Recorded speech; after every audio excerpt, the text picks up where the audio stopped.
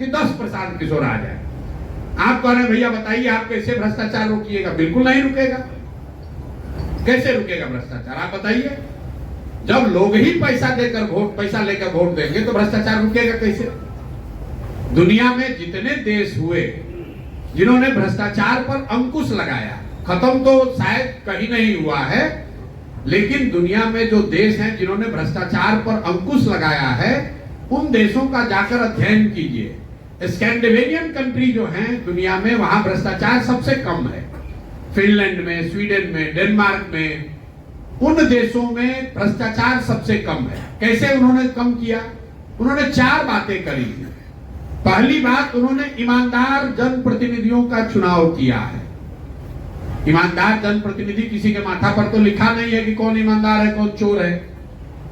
ईमानदारी तब आएगी जब अपने जनप्रतिनिधि को आप अकाउंटेबल बनाइएगा कि भैया तुम चोरी करोगे, तुम गलत करोगे, काम नहीं करोगे तो अगली बार तुमको हरा देंगे। तो धीरे धीरे लोग सुधरने लगते हैं। जैसे मान लीजिए बिहार में ही नल जल में लूट हुआ तो जितना वार्ड सदस्य लोग लड़े थे सब चुनाव हार गए, तो अगली बार चोरी करने से थोड़ा पहले डरेगा। लेकिन बिहार में विधायक कितना भी लूट ले जात के नाम पर, वोट तो आप उसी को दीजिएगा। आपका सांसद कितना भी बड़ा चोर हो, वोट तो उसी को आपको देना है। उन देशों ने अपने जनप्रतिनिधियों को अकाउंटेबल बनाया, अच्छे लोगों को चुना। दूसरा उन्होंने काम क्या किया कि सत्ता और संसाधन का बड़े पैमाने पर विकेंद्रीकरण किया। बिहार में आप और हम सुनते हैं अफसरशाही बहुत है। क्यों? क्योंकि मुख्यमंत्री और उनके अगल बगल के 4 अफसर ही पूरा राज्य चला रहे हैं। पूरा जो सत्ता है, पूरा जो संसाधन है वो 4-5 लोगों के हाथ में ही है। कहने के लिए मंत्री परिषद है, कहने के लिए विधायक है, कहने के लिए मुखिया सरपंच प्रमुख हैं, लेकिन किसी के हाथ में कुछ नहीं है। 5 अफसर बैठकर जो निर्णय लेते हैं वही सब लोग को करना है। तो सत्ता और संसाधन दोनों का बड़े पैमाने पर विकेंद्रीकरण होना चाहिए।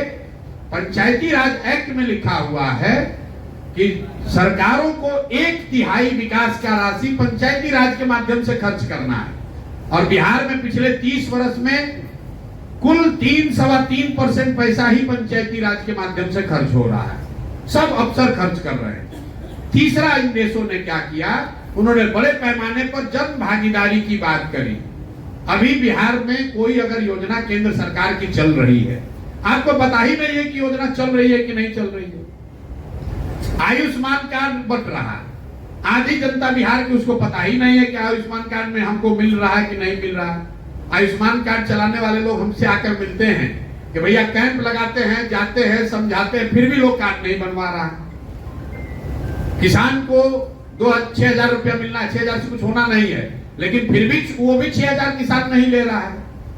जो सरकारी योजनाएं चल रही हैं या जो आपके लिए बनी है वो आपकी जानकारी में नहीं है। गरीब आदमी को तो बिल्कुल ही जानकारी नहीं है।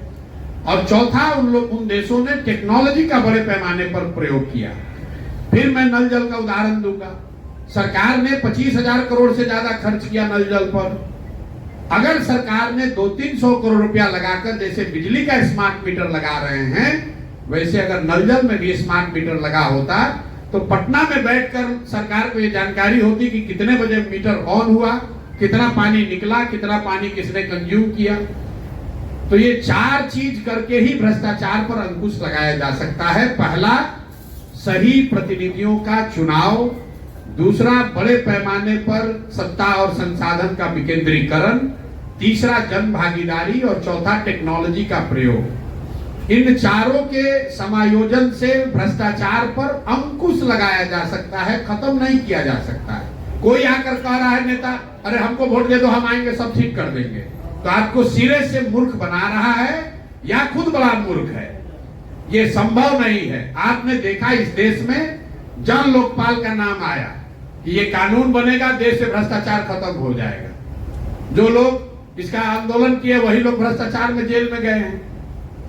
अगर इतना आसान होता तो आप समझिए देश, पूरे दुनिया में सैकड़ों देश हैं, आप ही और हमको सबसे ज्यादा बुद्धि है। दूसरे देश वाले जब लोकपाल नहीं बना देते और सब भ्रष्टाचार खत्म हो जाता है। कोई सिल्वर बुलेट नहीं है कि बस एक कानून बनाए और भ्रष्टाचार खत्म हो गया। ये सतत प्रक्रिया है। जैसे जैसे व्यवस्था को अकाउंटेबल बनाइएगा वैसे वैसे भ्रष्टाचार कम होता जाएगा। जैसे जितना आपका व्यवस्था अकाउंटेबल नहीं होगा उतना आपको भ्रष्टाचार बढ़ेगा। नेता इसलिए भ्रष्टाचार कर रहा है कि उसके मन में हारने का डर नहीं है। उसको मालूम है कि बिहार की जनता हम कितना भी लूटपाट मचा ले अंत में आकर वोट हमको ही देगा।